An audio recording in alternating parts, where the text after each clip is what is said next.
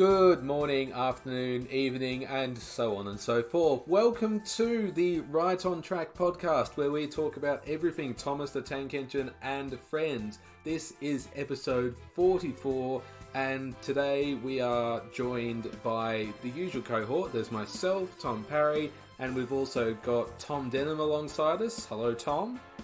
G'day, how's it going? Not too bad. I call you Tom then instead of Denham. What's happening with me?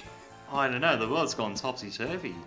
It's easy for you two. You can call each other Tom, but I need to differentiate. Oh, and that is the voice of Connor Jonas you are hearing there, our third voice of the Right on Track podcast. Hello to you, Connor. Hello. You going a good day today, Parry? Yeah. It's a pretty good day for me, but it's an even better day for all of us because we've got another special guest here on the podcast. It is none other than Aaron, aka TramEngineStudios. Hello, Aaron. Welcome to Right on Track.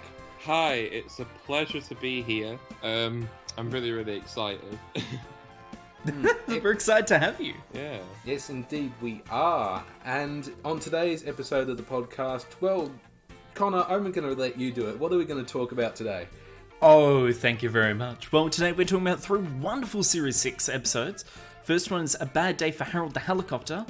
Then you've got Elizabeth the Vintage Lorry, or Elizabeth the Quarry Truck in US releases. And finally, we're going to end it off with The Fogman, which is a fan favourite episode, and one that I feel we've all got plenty to talk about. Oh. I hope so. Oh, I have. Oh. It's gonna be good, but before we get to that, Aaron. Hello. We've got something we need to get out of the way. We do. We have got something to get out the way. Can you please say the funny joke? Right. I showed my friend your Thomas the Tank channel. Oh, he said it! That's That's 2. said. Every time. I feel for context, for those who aren't in on the joke like me, this is a little joke that they've got going, and it's just persistent, and I don't know when it shall end. You will find out in due course. We will have a future guest on the podcast this season who will be able to clarify all means to end. I'm building a story arc here. You'll see one of We these are. story episodes arc. Building a Denham. In all seriousness, Aaron, you run an amazing YouTube channel under the name... Oh, thank you. My pleasure. You run an amazing channel under the name TramEngineStudios. Tell us about it. Like, where did it start? Where did your love of Thomas start?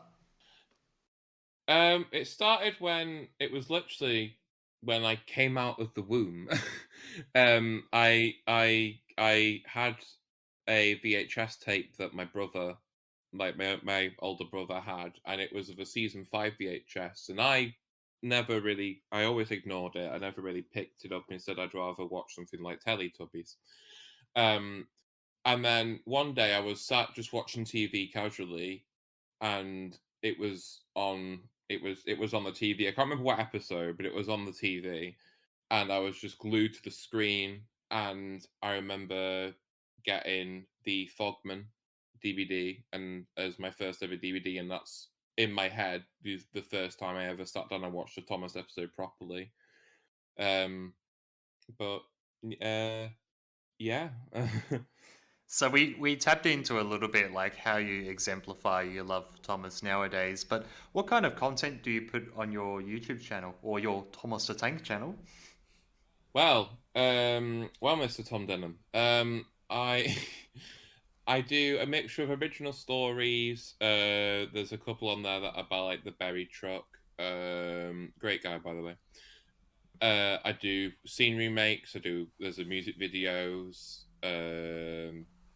It's just a general kind of just Thomas channel where there's like narrations on there, but it's mainly filled with like full lengthy content. But yeah, it's a lot of fun to make, and I have a lot of fun doing it. Sometimes really stressful, but it's the end product is just amazing. And they're very entertaining. And for those of you that haven't seen Aaron's stuff before, TramEngineStudios, I wholly recommend that you watch it. It is amazing. He's got fantastic face editing as well. So all the engines, their eyes move, they've got different facial expressions, but it's still keeping the model series aesthetic as well as the it's toys. It's wooden railway. It's a little pull along, push along, whatever brand it is. Adventures. It's adventures. Yeah. It's wholesome, and I love watching it. So I recommend that you guys will as well. But of course, whilst you may have a good day listening to the Ride on Track podcast and looking at TramEngineStudios' Thomas the Tank Engine channel, sometimes it is a bad day for some people. And we are now going to learn about the bad day for Harold the Helicopter. Harold the Helicopter loves flying. Up in the bright blue sky, over the island of Sodor, he looks out for anyone in distress. Sometimes he delivers the mail. This makes Percy very cross. The mail run is done. Is there any more? I can deliver it for you in a jiff. That's what friends are for, Delivering the mail is an engine's job. said Percy grumpily. So that was a clip you just heard there from the television story A Bad Day for Harold the Helicopter. And Connie, you were lying slightly because it's not really a bad day in that clip. That doesn't come for, a good couple of minutes yet. True that. The story is A Bad Day for Harold the Helicopter, or later shortened to A Bad Day for Harold because the helicopter was just, of course. No. You don't really need to emphasise that helicopter, because there's only one Harold on the island of Sodor. Yeah, true. Yeah. And Harold the Helicopter, I feel works better as like a but A what? alliteration. The What is great alliteration. a wattle. But the story was originally by David Mitton, but it was written by Simon Nicholson, and it was the only episode actually written by Simon Nicholson until Series 10, A Smooth Ride. I feel that's a real shame. So he contributed just one TV story over the course of... However, I feel that this story is really well made. I don't know why he didn't write other stories up until Series 10, but it is such a good story. So, Denham, would you mind giving us a little transcription about the events of the story? Yes, Connor. So basically, what happens in the story, Percy's feeling quite put off by the fact that Harold the Helicopter is championing him in the game for delivering the mail. And it comes to a day where Percy is pulling the mail along the line, and a faulty signal stops him in his tracks, and it's Harold the Helicopter who comes to the rescue. But once he picks up all the mail bags, trouble soon chases after Harold the Helicopter. And that trouble being the aforementioned bad day. Now, there are a few things about this story. It is very much a continuation of not only the Thomas Percy and the Post Train arc from Series 3, where Harold's talking about taking the mail, or the Series 2 Percy and the Harold banter. But it's also a great continuation of Harold's character, because this is the first time that we actually see Harold have a character flaw. Yeah. Actually, Yeah, 'cause no, he's we always- see it in Thomas Percy in the Post Train when he's been grounded. Can't fly due to high winds. Yeah, he's not as much a focus though. And It's more. yeah, exactly right, Aaron. And in Thomas Percy and the Mail Train, he isn't the reason why he's grounded. He can't change the wind. It's certainly something that foils him, but it isn't a result of this action. In this story, when Percy's stopped and Sir Topham Hatt brings Harold over to collect the mail, Harold's pilot goes, we'll need to take a few trips. And Harold's like, nah, I'll be too slow if I take multiple trips. I'll take them all at once. and it's the heavy bags which pull him down by the tree and crashing face first into a haystack. The direct quote, Connor, is, well, Harold's pilot said, we might have to take these bags like a few at a time, they're very heavy. And then Harold goes, I'd have to make too many trips, then I'd be as slow as Percy. Exactly. It's very apt. Yes. Bravo. Thank you. But of course, this is the first time I feel that we've really seen Harold explicitly do something, and due to reasons in his control, an accident has occurred. Every other time that he's been foiled, it's been him waiting for a place to land, he can't take off due to high winds, things that he can't choose. His hubris is his undoing on this occasion. Exactly. And I adore that about this story. But there are a few other interesting things about it. This is the first time where at the very start of the episode, it talks about Harold and then, have a little discussion with Percy. And it talks about how Percy's got multiple jobs, but his favourite job is the post train. And whilst in a few times in the show we've seen Percy pulling the mail train before, this is the first time it's been described as his favourite. And this is the seed where Percy's favourite job, being the post train, came from. And it's now synonymous with his character, especially in the later CGI series. Oh, yeah. It's very much an important footnote in history. It is, and it happens a fair few times over these next few episodes. Of course, I'll touch them when we get to them. But Series 6 has got a lot of firsts in it about the characters, which will later be used over and over. But I have got some horrible news. Oh, no, Connor, don't ruin this for me. Don't ruin this No, I'm not going to ruin the episode. Stop, no! I'm not Don't going be to that ruin the guy. episode. So, when Harold crashes, he crashes cab first into a haystack. And Percy goes up to him and asks if Harold is all right. And Harold then avoids the question and says, just get me pulled out of here. Obviously, Harold was okay enough because he returned to service the next day. However... Was it the next day? Yes, it does. That was miraculous. I didn't know you could repair a helicopter in 24 hours. You can on the island of Sodor. Yeah, on the island of Sodor, it only takes 5 hours to get a train practically back to how it was. They've got 10,000 men lined up ready to fix him. All underpaid workers. They probably sabotage the engines and the vehicles deliberately just so they can get to work. No, that's fair, But that's the reason why there are so many accidents. Because what's happened is that there are so many people on Sodor, but not enough jobs. Both of them like, hey, we all got some kind of mechanical training. Let's sabotage all the engines and rolling stock so that there's a continual job for us. I think we've uncovered a conspiracy here. You heard it here first. The bad news is... Right on Track had a conspiracy. The show doesn't say, luckily no one was hurt. Ah, yes, and that's one of the frequent quips of Series 6, mind you. Like, it's... Hold on.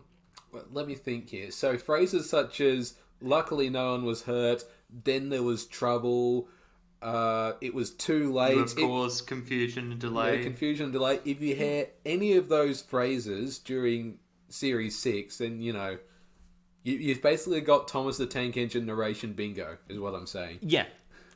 Exactly.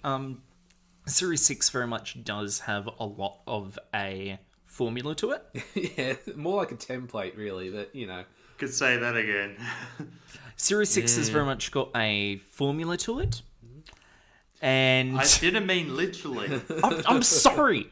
But no, it's true because when we're asked to explain the episode, we go, Percy and Harold are arguing about, bantering about taking the post. Percy is delayed. Harold takes it. Harold crashes. The end. Everyone is happy. It's very short and formulaic. Salty works at a quarry, is sad, now he works at the docks. Harvey is bullied by engines, he saves Percy. He was Percy he rescued, by the way, Parry. Since you were wondering last episode. I'm glad you remember, Connor. And then everyone loves him. Series 6 is very formulaic, and I'm not saying it's bad, but it's a great difference from the earlier Series 1, 2 to 4 to 5, where you would have multiple character interactions happening with multiple different engines, all accumulating into one big story. Yes. It kind of like takes a step back, in a way, and I think that's something that I especially adore within this episode, is that it only really focuses on two characters. Obviously, there's one or two that are in the background and say a couple of things, but it's just there's something about this episode that really, I don't know what's the right way in saying this, but it's because of how simple it is. It's what makes it this great episode, because it goes back. It's kind of, let's focus on one or two characters. Let's just have a bit of fun with them, and they did that. It's very much a slice of life episode. Yeah, Yes. it's not over the top. It's not like, obviously there is a crash, but it's not over the top. It's simple, yeah, I'd say rather comedic, because I remember when I first saw it, I was literally crying with laughter. I was like, haha, he's fallen. And the image of just his tail and landing fins on, like, just sticking out the top of a haystack. It's perfect. like, I can picture that at any point, because it is so slapstick. It's a very enduring image, isn't it? It's probably, aside from the earlier seasons and episodes, it's probably one of the most iconic moments of the program. And it's the only time that we see Harold endure a crash like this as well. Yes, very true. Every other time he's had some kind of issue. And also, it's not the only time we've seen a vehicle stuck in a haystack. That's course. true, yes. Earlier we saw Tiger Moth, season back, Yes. get stuck in a haystack. And Percy. Yeah, Percy technically did get stuck in a haystack. Harold also, the haystack got stuck on him. Yes. So, are haystacks just the go-to accident for a soft landing? It would seem so. That's or bags of flour. Bags of flour, of course. Windmill. Did you put all these here for me? No. You must have known I was coming. Now, this episode does do one other thing, and I didn't notice it on first watching, but throughout the episode, Harold goes, I'll take the mail. That's what friends are for. And then there's a really nice bit at the end of the episode when all the engines are bantering with Harold. He's returned to service, but then Harold hovers very close to Percy and whispers, that thank you for rescuing me, and pulling me out of the haystack, because it's all right. That's what friends are for.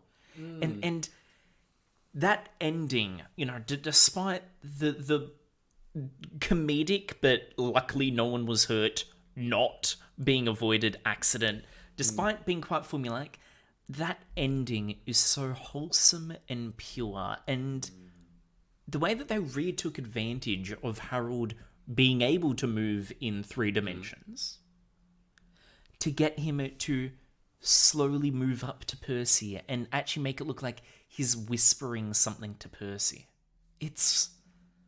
I could just imagine that, like, the lower he goes, like, more people are just being blown away by his Beat me to windmill. it, Denham. I was about to say, if this happened in real life, the train will probably be tilting to one side and, at risk of derailing. And Whoa! he's a helicopter. So you can imagine he's going to be, thank you, Percy. And you're just hearing from the blades above. Just sort of being pushed to the side by the wind. I mean, it's a very touching moment at the end of the story there, but I think the issue for me is it's not really established throughout the story that they have a proper friendship. It's sort of hinted at by Harold, and Percy's like, no, we're not friends, and it just moves on. So, yeah, I think if they spent obviously it's difficult to do in a 4.5-minute story, but if they spent a little bit of time just trying to establish Percy and Harold's relationship and their friendship that way, I think maybe that ending, it would have been more earned, for want of a better phrase. Yeah, but surely, like, surely if you'd want to know more about Percy and Harold's, like, friendship, you would be like, because, you know, as a kid, I was very curious. Surely is from a kid perspective of watching the episode, surely you'd want to see, I want to see more of Percy and Harold, and then, you know, you'd want to see Percy and Harold once Percy in the mail train or post train. Like, you know, it'd be kind of more of a curiosity thing, because it's already established at the Friends. It doesn't. Well, I think the more you say it within an episode, the more it gets a bit like, right, we get it, they're friends. I'm not sure that they are. Do you not think so? Because I think they are. No, I say that they are now, but Percy and Harold starts with them arguing, then they have a race. Start an argument. And Percy sings a little jolly song and they don't talk with Harold. Of course, when Percy has a flound, Harold does come to his rescue and he's like, yeah, thanks for rescuing me. But it's sort of, I feel like, not a friendship, but a mutual respect for each other. And it's only in this episode when Percy, who's very protective of, you know, taking the post and having the threat from Harold, he in every previous occasion when that has occurred, he has got some kind of resentment towards Harold. Thomas Percy in the post train, you know, he's worried, he's angry, but when Harold is grounded, he laughs. It's during these moments that I feel this episode is when he goes, you know what? We are friends. I feel that's what this episode more so is, but I can definitely agree that it should have been executed better if that is what they were I have to say, though, there are some nice little touches throughout the story as well. Like, for example, the railway men trying to fix the signalman. Like, there's one up there with a hammer, and then, you know, within a matter of seconds, there's a whole group of them crowding around the bottom there. Yeah.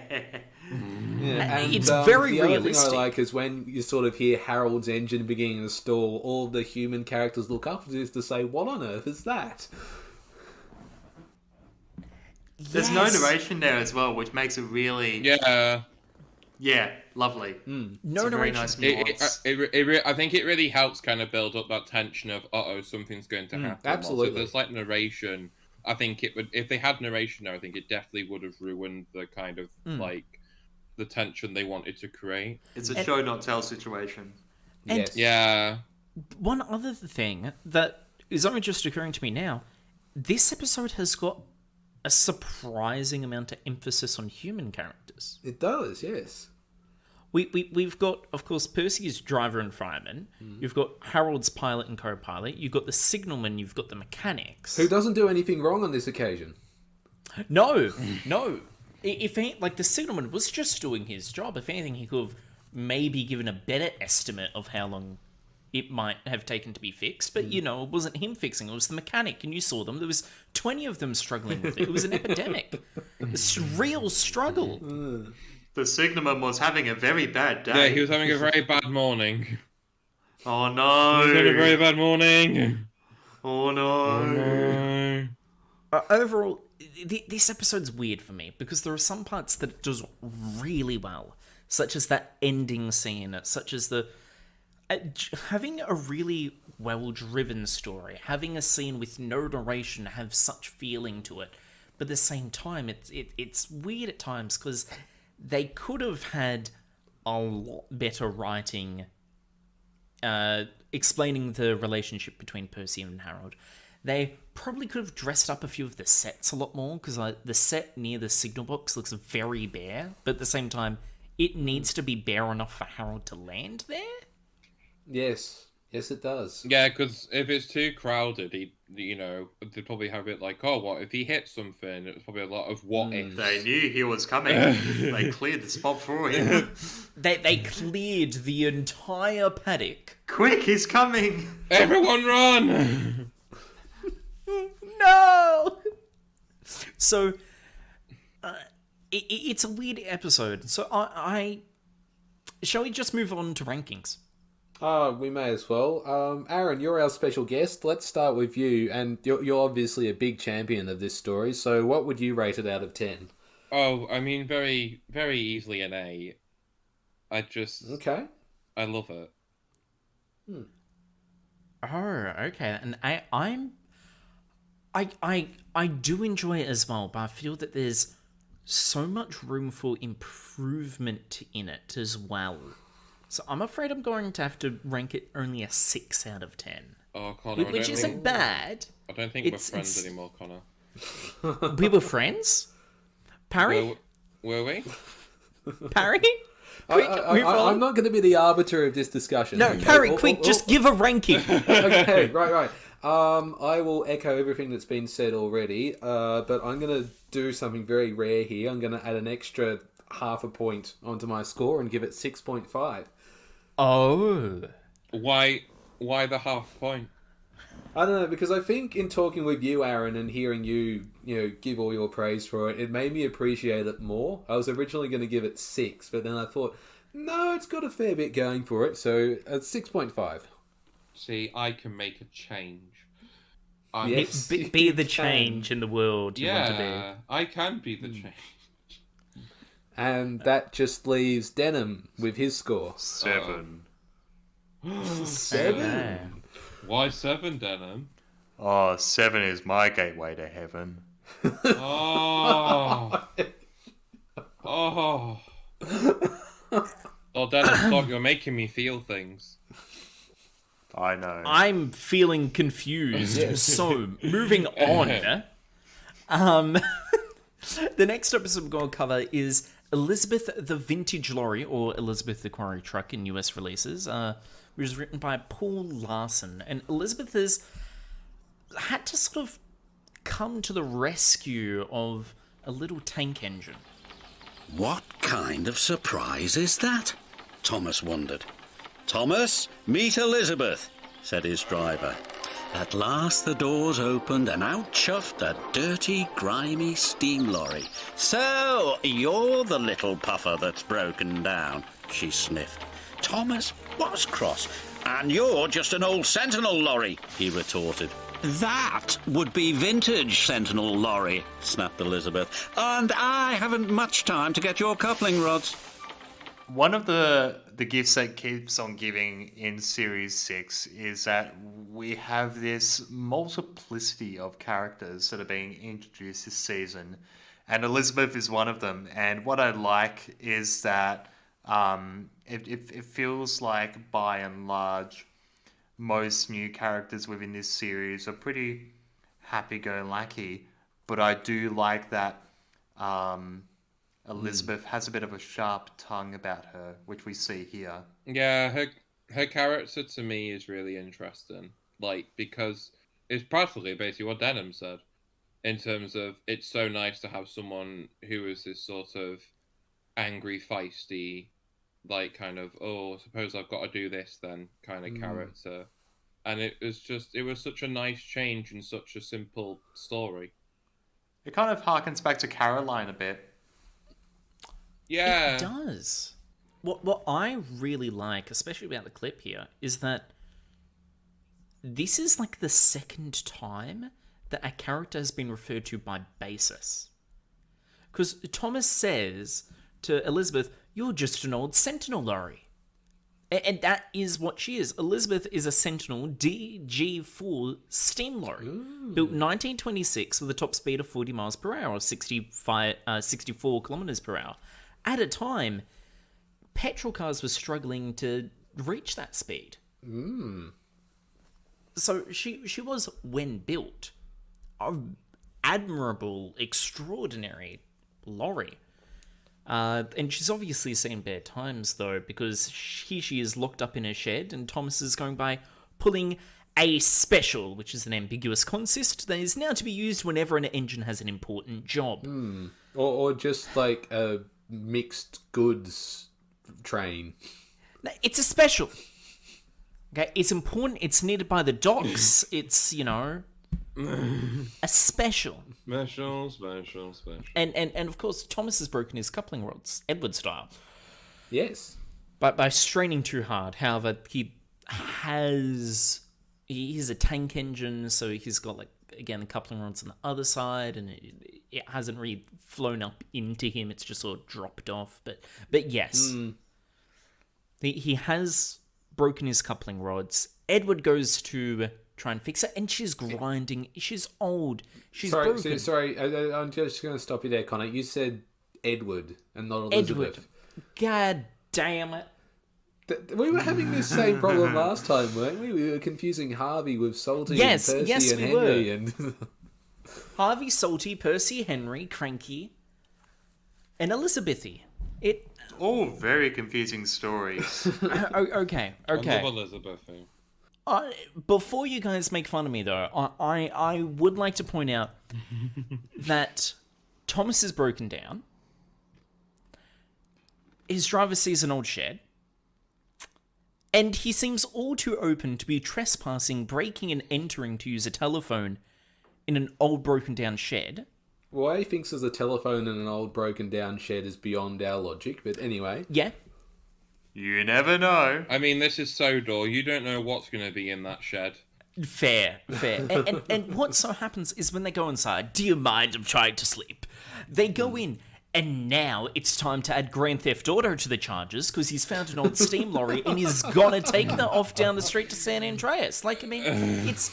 Have you even played GTA? Actually. I follow all the Which traffic one? rules. Why? I follow the speed limit. San Andreas is great. Grand Theft Auto 5 is mostly online multiplayer at this point, but this is not a gaming show. This is a train show. I'm just saying. Look at the funny talking train. Yeah, look at the funny talking train. Look at the funny minion. Thomas's driver is all too open to these criminal charges. Well, hold on. He's got two alternatives here. It's one, don't get the special to the docks, or two, commit robbery, a felony. And, if you had a choice between the two, I think most people on Sodor would happily, commit felonies. Yes, that is the issue. To be fair, though, on Sodor, I won't be surprised if, they go back home, the wife's like, right, what have you done today, Steve? And he goes, I robbed a lorry. Like, it's a much more better story. It's a much more better story than going, I just took a special to the docks, nothing special. It gives some excitement, when he's at home. It's great. That's the further thing. All the engineers that they're sabotaging the engines, that way they get, stay in the job. But the drivers themselves are committing charges and criminal offences. It's a great idea to take down the horrible Fat Hat conspiracy. The man that seems to be in charge of everything on the island, from Topham's Circus to Topham's Coal. I'm telling you, there's something happening here behind the scenes that we don't know of yet. We've gone full QAnon in this episode, haven't we? I think we've strayed a bit far from the story. Okay. So after Elizabeth returns coupling rod to Thomas, side note though, Thomas says Elizabeth is an old Sentinel lorry. Elizabeth is younger than Thomas. Is that so? Elizabeth built 1926, Thomas built 1911. Well, here we go. It's like a similar situation with James, because he's technically older than Henry, Gordon, and Edward, and yet he's treated like the young, hip, flash one. Thomas was about to go to train college before Elizabeth was born. To join the Sodor squad. So...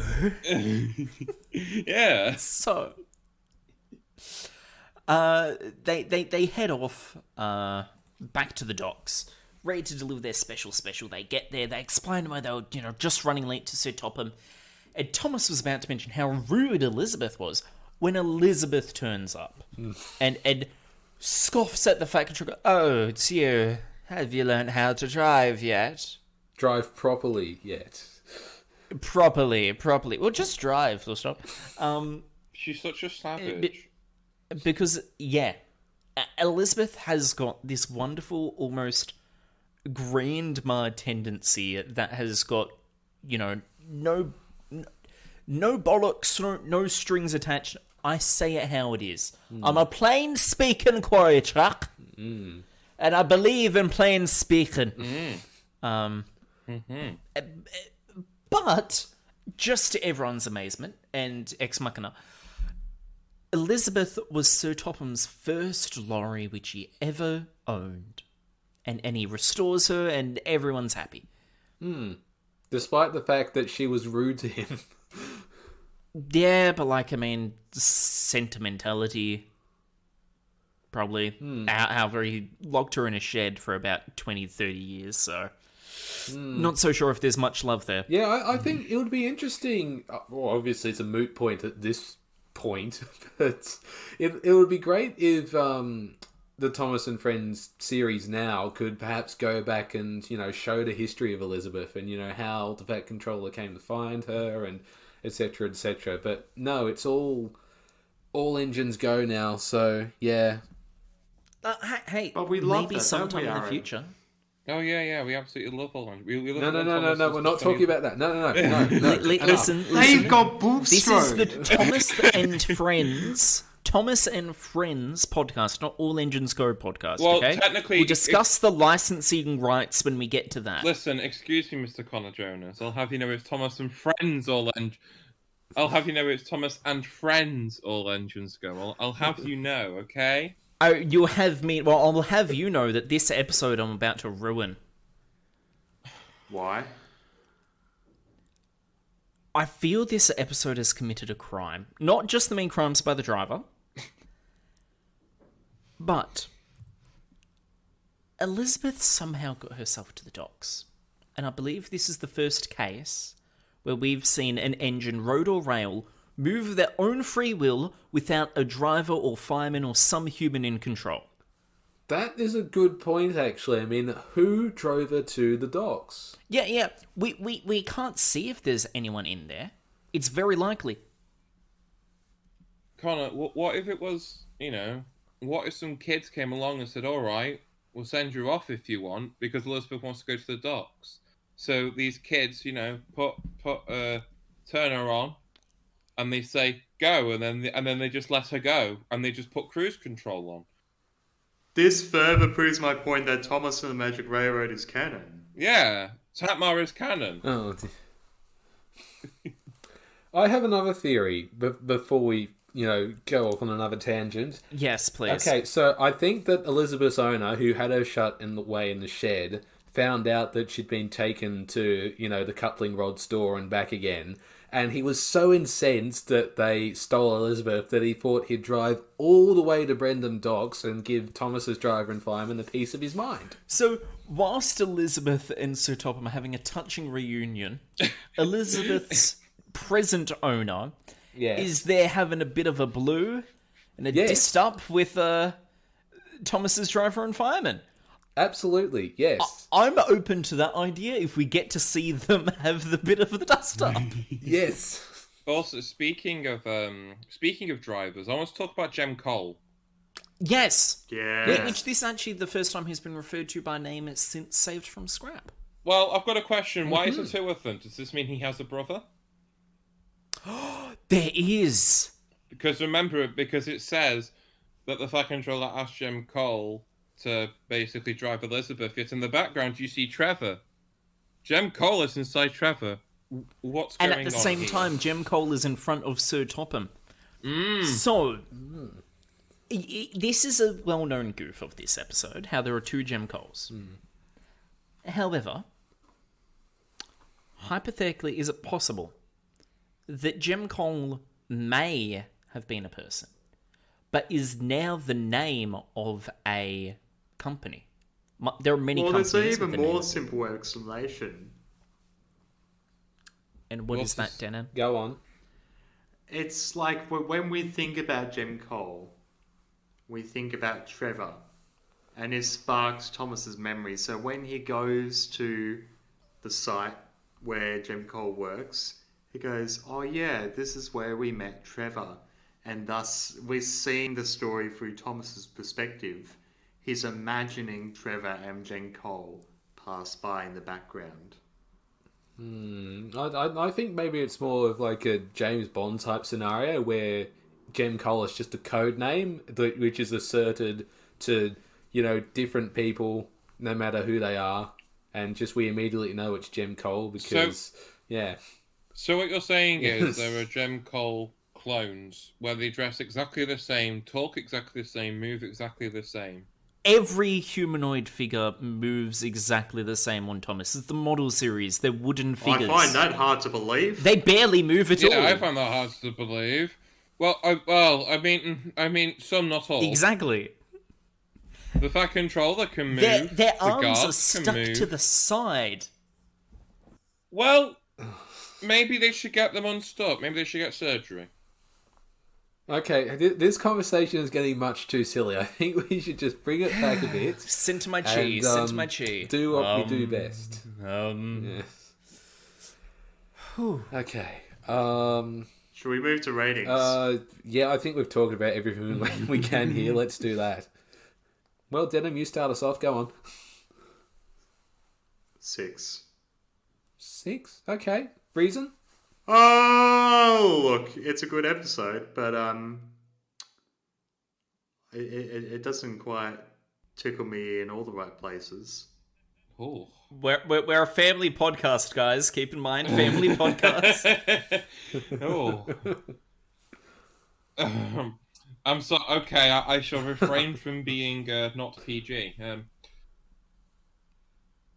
Oh, do you want my rating? Yes. Oh, okay. So I was really confused. I was like, hang on, no. 7. I like it, but it's not. I wouldn't say it was as good as A Bad Day for Harold. I'd say it was. I think it was kind of what it was. It was one that was a bit more laid back, and I like those episodes, but I also. I don't know really, but it's definitely a 7. Rightio then. Connor, you're next. What do you think? Well, I've finished my breathing exercises, so now I can give my ranking. Excellent. I prefer it over Bad Day for Harold the Helicopter. It's introducing a new character, which we always like. Not only that, it's a very different character, one that we've never seen before. We've got a lot more backstory to Sir Topham, and it's got brilliant banter and sassy. You're the little puffer. Oh, you're just an old sentinel, Lorry. It has got something very unique, where we start with the accident in the first minute of the episode. Normally, in these stories, the accident happens right at the end, so it's done a fair few good things. I would give it an 8, but due to the fact that it very much looks like that Elizabeth has driven her way to the docks, it's a 7.5. Okay then.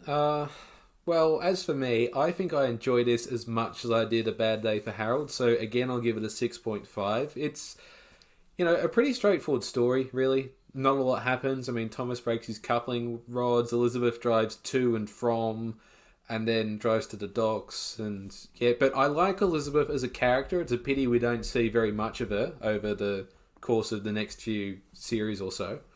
But it's a solid story. I don't know. There's not much more I can add than that.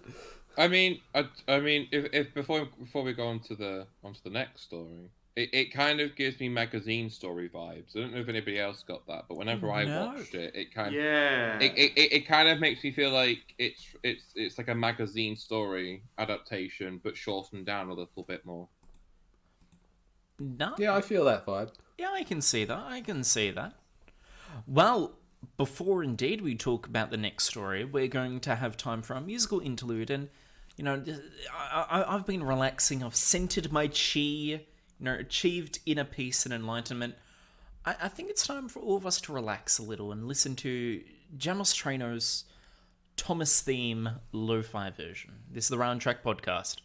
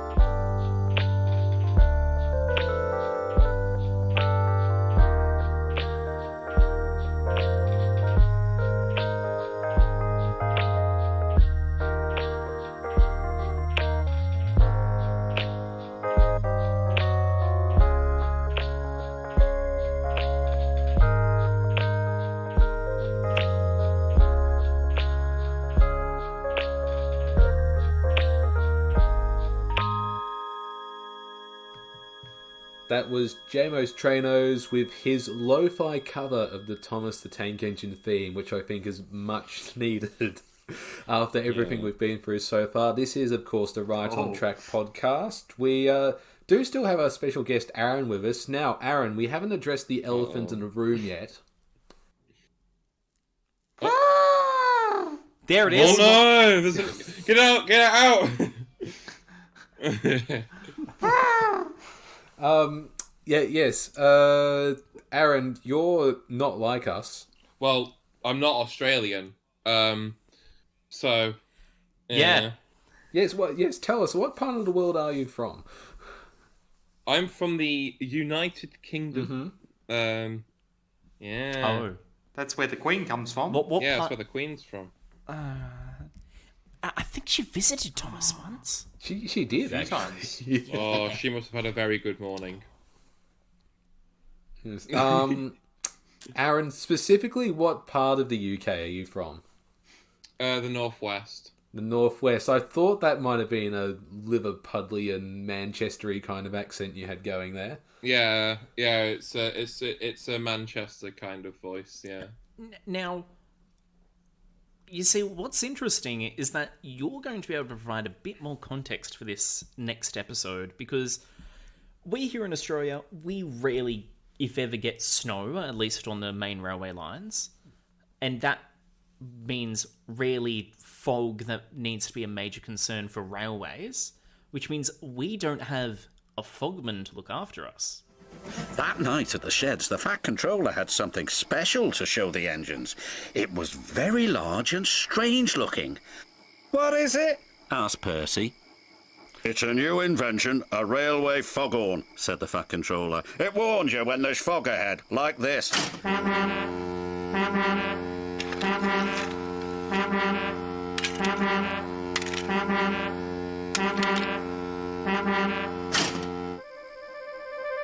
That's loud, said Percy. Too loud, huffed James. Sounds like a tugboat to me, grumbled Gordon. Thomas looked worried. What will Cyril do now? He asked.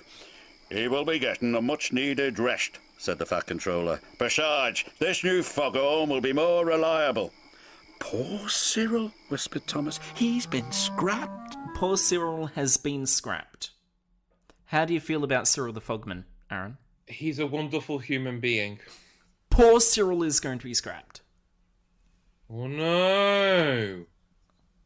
If you can meet Cyril the Fogman and tell him one thing what would it be? I'd say, why did you burn the foghorn? That would be the one thing I'd ask. I'd say, did you burn that foghorn? Fair. I don't know how much of this is being left in, but for context, All of it. for context, Oh no! Cyril is a fogman. He works on the railway line in Misty Valley. And what happens is he places down fog detonators on the ground for the engines to go over, and it makes the axles tingle, and he protects them to allow them to slow down in case there's fog. However, sadly, he's being retired, getting a much-needed rest, as... Yes. And a foghorn is going to replace him. However, the issue with the foghorn is that it may be a bit too loud, because when Percy goes by and it's loud and it shakes him, It rattles my dome and it doesn't even make my axles tingle. That. I perfectly paused for you there. Yeah. It causes a massive landslide, apparently, which then crushes the foghorn. And this later causes Thomas to crash into him, and then that causes Toby to nearly crash into Thomas. But Cyril comes and saves the day. Not only Cyril comes, Woohoo! someone we haven't seen in a long time, who doesn't get a vocal recognition. Oh, Terrence, Yes. of course. Terrence. Oh That guy. yeah! During the cleanup Yeah. operation, Terrence shows up. Yeah, Terrence is there for some reason. I love Terrence. He's just vibing there. Yeah, we love him. He's great. Like, I feel... Is Misty Valley on Thomas's branch line? Yeah. It's on the Peel Godred, isn't it? Well, according to the map, it's on the Peel Godred. However, this is a 2-track line, which is, for branch line, main line, question mark. And we see Thomas, Percy, and Toby. And we see Thomas pulling Annie and Clarabelle, Toby pulling Henrietta, and we see cattle trucks and so on. It very much feels to me like a branch line. Yeah. I mean, unless it's like, The unless loop? it's like a junk. Yeah, unless it's like a loop. Unless it's like the loop, maybe. So maybe it's a part of like that bit. Part of the loop plan that the main line uses. It could be. It would Yeah. also explain why Sir Topham showed off the monstrosity that sounds like a tugboat to all the engines that they shared. I hate the foghorn. Cyril Cyril is better. Yes, this story, it's... Foghorn supremacy. Cyril didn't make my axles tingle. Now, Aaron, you mentioned that this is your favourite episode. You adore it. It's like the first episode you really remember. Practically, yes. It honestly, if it wasn't for this episode, I don't think I would be here right now. So, thank you, Mr. Jonathan Truman, for writing a story that really, it really got me to... Did it really make your axles tingle? It really did make my axles tingle, Denham, indeed. Ho, ho, ho. Okay, now I agree. It's a good story, Uh-oh. but is it really that good? Yes. Why are you being a sourpuss, Yes. Connor? I mean, honestly, you're just bringing I'm not everybody being- down. Yeah. Oh no. Connor! Someone woke up on the wrong side of the bed. No, They've had a bad morning. no. A very bad It morning. is a good episode, but it doesn't seem that filling to me. Okay, so the titular character, the Fogman, Cyril the Fogman, he's got 2 lines. Leave it to me and thank you, sir. Sir Topham Hatt has got more lines, and he's just there to show off the foghorn. Well, Connor? I think sometimes the most powerful characters are the ones who say the least. Like Terrence Exactly. and the Fogman. Yes. I do understand that importance, but there are just some parts of this episode that rub me the wrong way. Like the opening music scene, I adore it. It's some of my favourite music that came out of Do you know Series what? 6. I was about to say, if you were going to say that was bad, I was going to start a war. Oh, no. Because it No. is I was the going to say, best be thing. quiet, Connor. Yeah, it is the best bit about it. Like the opening visuals of the lighthouse, the mess at the docks. It's the best thing. I agree. It's the best thing about the episode. And then it does go downhill a little bit. Not a lot, but a little bit after the music. That's all I'm saying. I'm saying you can punch me in the arm, not in the face. Oh, I happily will. I happily will. And I'd just like to remind all our listeners we do Happily, not because- endorse violence on the Right on Track podcast. No. Oh yeah. Don't. Violence is bad. Violence Don't do violence. bad. Yeah. Okay. Connor, you've forgotten about Percy in this episode. In my opinion, he's a comedic genius. Yeah. I love him. He's great. Like at the shed bit when he passes the bloody foghorn. It's just as a kid I always found it really funny, and I still do to this day.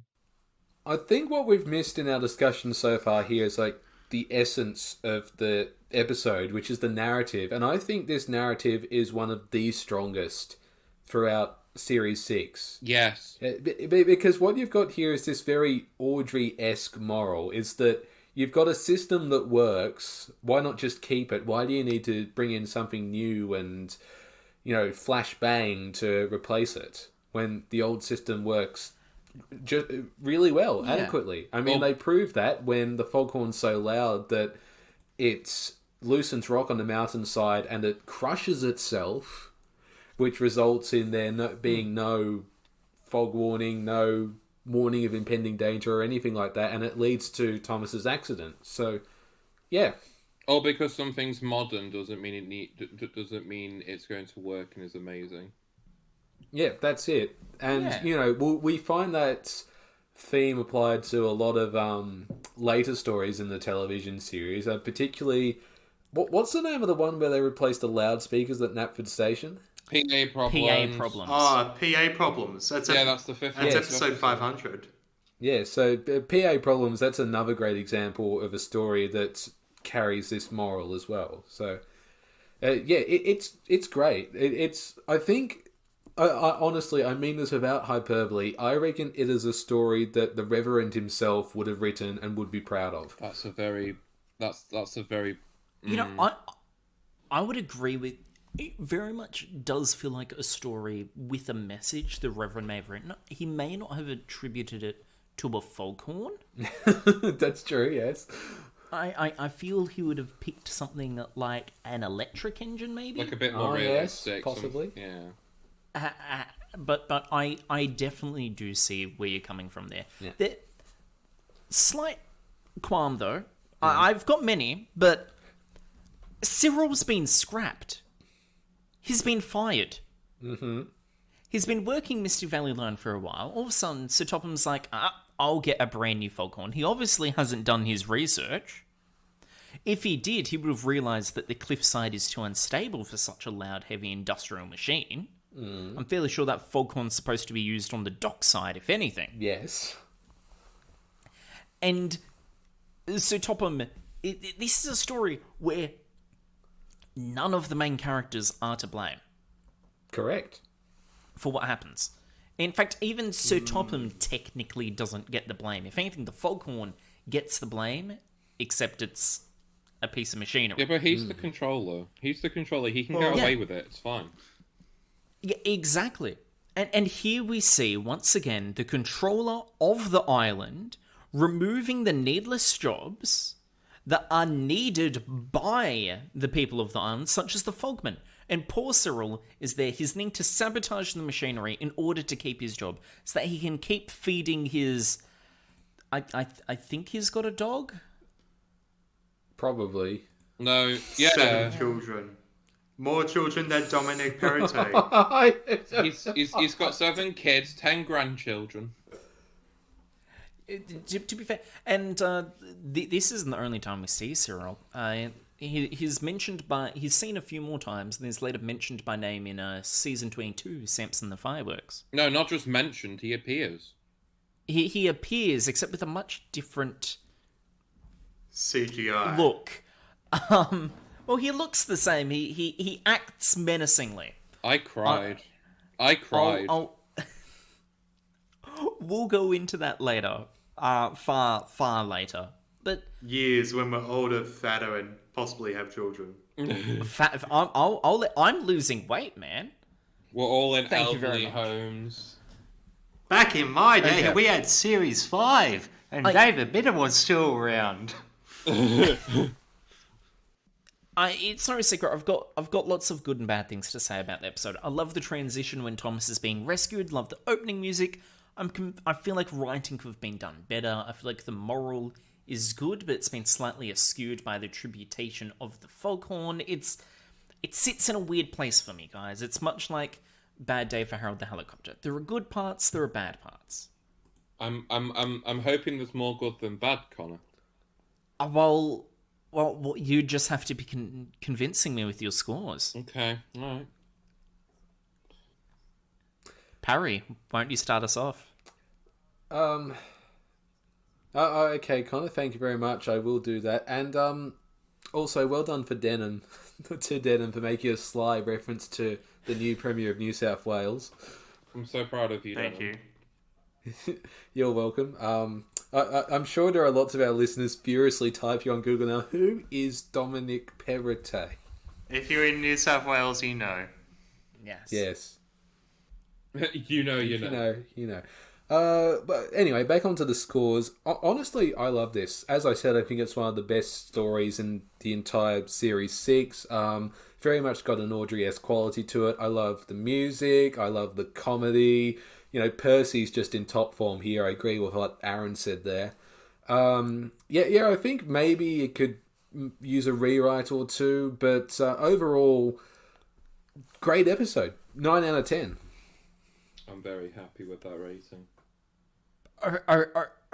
Okay then, Denham? No, I want you to go first, Connor. No, please. Because I feel like... I've noticed a pattern with you, Connor. We will say a rating, and you will go, actually, I'm going to change my mind. I want you to make your own decision. Yeah, come on, Connor. Come on. No. I change my mind once I've given a score, and then you guys convince me afterwards as you explain your scores. Yeah, come on. The floor's yours. I don't want to be hurt. So I'm hoping that you guys can convince me otherwise. So Denham, please give your score for my sake. No, Yeah. Ladies first. Oh. Okay, fine.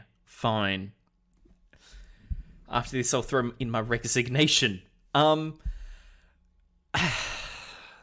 not going to explain it like I can, but I feel like I would just be talking story in circles if I do. It's a good episode. I could see why people like it. It just doesn't hit the right spot for me. It's a 5. Oh. We're no longer after this podcast. We're gonna have a very civil conversation. Oh, no. I hate civil conversations. They often turn out to be very uncivil. Well, Connor. Well, I have to Connor. say that this That's episode's great. I think thematically and story-wise, it does a lot of beautiful things. There's a lot of really nice story beats. I think the pacing is wonderful. The character is on point, and there's some great comedic tones there as well. It's a 9 out of 10 from me. Well, that just leaves Aaron. I think we already know what the score is, but your reasoning. yeah, I mean, honestly, it's a 10 out of 10. Not for nostalgia, and I never usually give things a 10 out of 10, but it's just, for me, the visuals in this are probably the best the show was for a long time, in my opinion. The music is amazing. Misty Valley is one of my favourite locations, and I really wish it got used more within the show. Percy, literal comedic genius. Like, the tension. Where it's is just- Percy there's funny? so much about His it. lines of dialogue. In the shed bit! What? Yeah, when he talks. That's and then when the loud? foghorn goes off. No! Yeah. Well, there's that bit, but like, and then there's the bit afterwards when the horn does go off, and then he's complaining, and it's just it's funny, okay? Right, okay, I will say, Connor, funny part, Connor, US Connor. stub, instead of going, oh bother, that foghorn is so loud it rattles my dome, he says, oh jeepers. Yeah, I saw that. Stop ruining this episode for me, Connor. I'm Listen. leaving all this in. I'll let you finish speaking, though I do have something else to say. But honestly, it's one of my favorites, and it will forever be a story that if someone said to me, "Show me an episode of Thomas," that would be the first episode I'd show them, because it really brings you into the world of Sodor, and it's a wonderful little story. At the end of the day, we're all entitled to our own thoughts, but also we know who is wrong as well. So that's the main thing. Okay. I will say, and Denham, you said this would happen. I'd like to change my score. No. No. There's a twist. There's a twist because you guys have mentioned a few things, and I'm going it down to a 4. Oh. Because you mentioned the pacing. It's got like 10 seconds of just a foghorn noise. That is horrid. That's the whole point. It's meant to be horrible. Okay, that is horrid. Yeah, but pacing. but it's meant to be. And like, I mean, it's snow. It's not snow. It's grey. It's grey. It's flat lighting everywhere. I can understand that in a winter context, but they've shown winter and rain before, and it's never looked so flat and bland and dull before.